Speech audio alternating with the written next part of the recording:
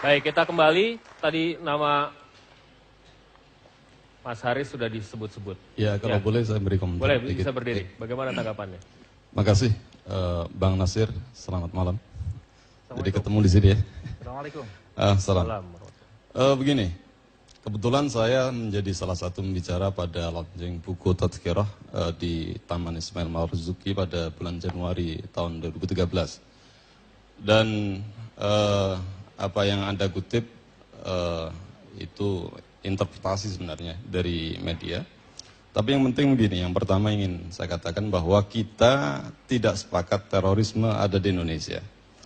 Baik yang dilakukan oleh individu, kelompok, atau oleh negara. Jadi, kenapa demikian? Kenapa Anda sebut negara? Iya, karena faktanya bisa jadi terorisme itu adalah negara yang melakukan state terrorism. Dalam kondisi-kondisi aktual seperti Dalam sekarang? kondisi aktual seperti sekarang ini, saya juga melihat bahwa proses law enforcement penindakan itu justru kemudian menjadi sumber, menjadi stimulus munculnya kekerasan-kekerasan berikutnya. Tiga tahun terakhir ini tren dari teror itu sangat susah kalau kemudian dikaitkan dengan motif ideologi atau kemudian motif politik dari pelaku teror. Tapi lebih karena persoalan pribadi, persoalan dendam dan sebagainya. Jadi kalau misalkan Pak Boy bilang ini masalah moral, jadi coba kita lihat. Sorry, yang terjadi di tanggal 31 Desember kemarin menurut Anda apa kalau begitu? Ini penindakan yang tidak proporsional, ini terlalu over excessive, jadi penggunaan senjata yang berlebihan. Jadi ini cara-cara yang sebenarnya mirip tahun 2013 Januari terjadi di Makassar. Jadi berapa orang dieksekusi di masjid. Jadi ini ada problem satu menurut saya, ini adalah problem regulasi ya. Dimana kalau kita bicara tentang persoalan terorisme, definisi tidak jelas sampai hari ini. Jadi no global consensus, tidak ada kesepakatan global untuk mendefinisikan apa itu terorisme. Itu yang pertama. Kemudian yang kedua, ini masalah, yakni Undang-Undang nomor 2 tahun 2002, kewenangan aparat polisian diberikan kewenangan diskresi untuk menafsirkan di lapangan kondisi bahaya seperti apa, dan dia punya hak untuk melakukan aktivitas yang disebut dengan menghentikan, sebagaimana dalam Perkap nomor 1 2009. Nah, kewenangan diskresi yang melekat ini kecondongannya sangat subjektif. Kapan seorang ini akan dieksekusi dan tidak, ini kan tergantung dari interpretasi dari orang yang kerja di lapangan. Jadi bisa jadi ini terjadi abuse of power yang sering saya lihat seperti itu. Contoh pada kasus Ciputat. Tapi sorry saya potong, tidak percayakah Anda terhadap pernyataan dari pihak polisian mengatakan bahwa mereka melakukan tembakan balasan, melemparkan bom rakitan kepada pasukan yang ingin tadinya berbicara dan meminta mereka keluar baik-baik. Tidakkah Anda percaya dengan itu? Saya kebiasaan untuk tidak percaya pada sebuah statement sampai saya kemudian melihat faktanya dan kemudian melakukan investigasi. Contoh misalkan pada kasus Ciputat ada 2 kasus, penyergapan Dayat dan kemudian 5 kelompok yang lain yang ada di rumah. Untuk Dayat dibilang terjadi baku tembak. Dari fakta yang saya dapatkan memang Dayat sempat menembak, yang ditembak adalah kaki dari aparat. Dan saya nggak tahu aparat ini Densus atau Resmob. Karena kasus Ciputat itu bisa jadi bukan Densus yang melakukan, tapi Resmob. Ini kaitannya nanti apakah itu kasusnya bisa dikaitkan dengan terorisme atau memang kejahatan biasa, perampokan. Tapi kasusnya dari Dayat ketika disergap, ini kemudian aparat keamanan atau polisi mengeksekusi Dayat dengan 4 tembakan di kepala. Saya potong sampai di situ dulu. Tanggapannya Pak Boy. Ya, yang pertama di negara kita ada Undang-Undang nomor 15 tahun 2003 tentang penanggulangan terorisme. Jadi definisi terorisme itu cukup jelas di sana. Jadi delik-delik terkait dengan tindak pidana terorisme juga diatur mulai dari pasal 6, 7 sampai dengan pasal 18 ya ada. Jadi Polri pengemban amanah daripada undang-undang itu tentu dalam konteks law enforcement ya. Bapak bisa tolong sampaikan pada halayak, pada publik hari ini, definisi terorisme yang diadopsi oleh polisian untuk law enforcement apa? Iya, Undang-Undang 15 2003. Kita tidak dalam konteks untuk berdebat pasal demi pasal di sini. Kita ini undang-undang yang sudah sekian tahun diberlakukan di negara kita. Jadi itu kita bisa berdebatkan karena justru masalahnya adalah frase yang ambigu ini kemudian seorang hanya dikaitkan dengan terorisme bisa kemudian ditindak. Orang diduga bisa ditindak. Bapak, ini teori pengkaitan. Bapak tidak ada di lokasi kan Pak ya? Ya.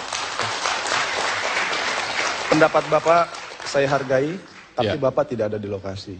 Dan dalam konteks ini tentu harus kita bukan untuk debat mana yang bisa dipercaya dan tidak ya, Mas Alvito. Ya. Kita dalam posisi yang berbeda.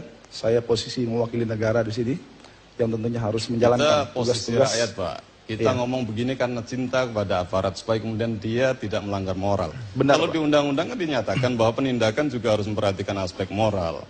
Jadi moral agama, rasionalitas, kemudian hak asasi manusia dan sebagainya. Nah ini kan kemudian kita melihat fakta-fakta empirik banyak. Saya tidak hanya satu data, tapi banyak data yang saya dapatkan.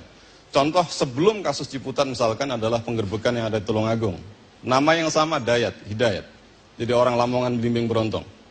Jadi saya melihat ada sebuah foto di situ sebenarnya hasil dari surveillance. Jadi bukan kemudian Hidayat ini tidak diketahui sebelumnya, dia udah diketahui kapan dia berangkatnya, kapan dia ada di Tulungagung dan sebagainya. Kemudian ketika penyergapan kemudian diumumkan di hadapan publik bahwa ini Hidayat melakukan perlawanan. Kenyataannya saksi hidup sampai hari ini ada 2 orang anggota Muhammadiyah itu yang mengantarkan Hidayat dan temannya yang dari Klaten itu.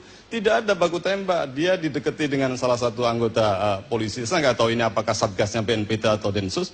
Kemudian dieksekusi gitu aja di jalan, di pinggir jalan. Ini fakta Pak, fakta. Jadi kalau boleh kemudian saya tunjukkan lagi kasus bom Mapolres Poso, Zainul Arifin. Ini saya juga sangat miris. Saya tunjukkan beberapa kawan yang ada di polisi. Sorry, saya potong ya. Itu kan akan banyak sekali contoh. Dari semua rangkaian itu, kesimpulan Anda apa? Terhadap kinerja? Tindakan yang dilakukan oleh Densus 88 dalam rangka untuk mengeliminasi terorisme, jika tidak memperhatikan koridor-koridor hukum yang ada, justru ini akan mereproduksi teror demi teror yang tidak akan ada ujungnya. Dan ini harus sadari. Dan tidak bisa kemudian Kapolri seperti yang disampaikan tadi adalah tindakan-tindakan orang seperti yang di Ciputat ini karena terinspirasi satu pemikiran tertentu atau buku tertentu. Ini terjebak pada mindset pemikiran karena metodologi analisis kultural, di mana nilai dianggap kemudian berpengaruh pada aksi. Kenyataannya doktrin tentang jihad, doktrin tentang truth claim dan sebagainya itu sudah turun tahun 600-700 masa yang lalu. Tapi tidak otomatis kemudian setiap orang melakukan tindakan kerasan setelah membaca itu. Saya punya buku tadhkirah. Ya, sebentar. Silakan. Saya melihatnya Abdullah Santa itu tidak konsisten dengan apa yang dikatakan. Di dalam statement Anda dalam yang saya sebutkan tadi, Anda setuju bahwa ini adalah seruan bersifat umum, siapa saja bisa lakukan begitu ya. Siapa saja bisa lakukan. Nah, kalau saya ini orang sudah memahami akan soal jihad itu, maka saya katakan buku ini adalah buku fatwa yang membuat saya harus melakukan tersebut. Coba lihat di sini, Ustaz Abu sudah menulis 2 buku, buku Tazkirah 1 dan Tazkirah 2. Dan dalam buku ini Ustaz Abu dengan jelas mengatakan bahwa oleh karena itu berjihad melawan togut NKRI yang tidak mau bertobat setelah didawahi hukum yang fardu ain. Kalau disebut fardu ain, berarti kita semuanya harus berangkat, harus mengangkat senjata. Nah, sementara Anda masih menggunakan hukum. Dan sekarang ini, kalau Anda masih setuju dengan hukum NKRI, undang-undang yang berlaku sekarang ini, berarti Anda juga ikut kafir seperti mana dalam buku ini. Silakan. Mas Nanang, silakan. Pemikiran dari Nasir Abbas ini sangat sempit sekali, sangat cetek sekali. Begitu. Ya, saya sudah berjihad. Iya, saya tahu, tapi saya tidak permasalahan Anda jihad, pemikiran Anda tuh sempit. Itu yang saya ingin katakan. Saya membaca buku ini, saya memahami dari apa yang ditulis. Atau jangan-jangan Anda tidak memahami buku ini. Bentar. Satu-satu. Bagaimana maksud? Interpretasinya apa kalau gitu? Jadi ada bagaimana kemudian aplikasinya di lapangan. Memerangi itu interpretasinya bisa seperti apa? Contoh, bagaimana ketika orang membaca ayat Quran, Faktulul musyrikin haitsu wajadtumuhum. Maka perangilah orang musyrik di mana saja kamu berada. Dia langsung baca.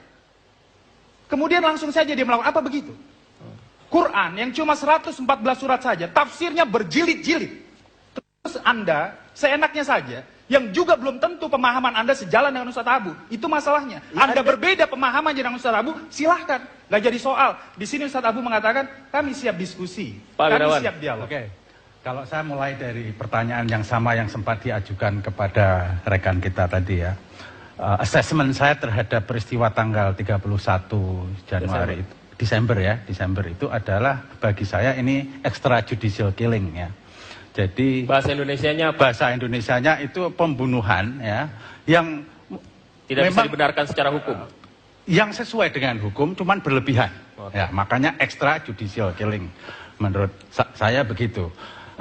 Selalu pihak Densus atau yang kemudian melalui juru bicara dikatakan sesuai dengan prosedur ini, kami selalu digelapkan dengan prosedurnya yang mana, prosedur yang bagaimana, yang perlu diketahui oleh kita.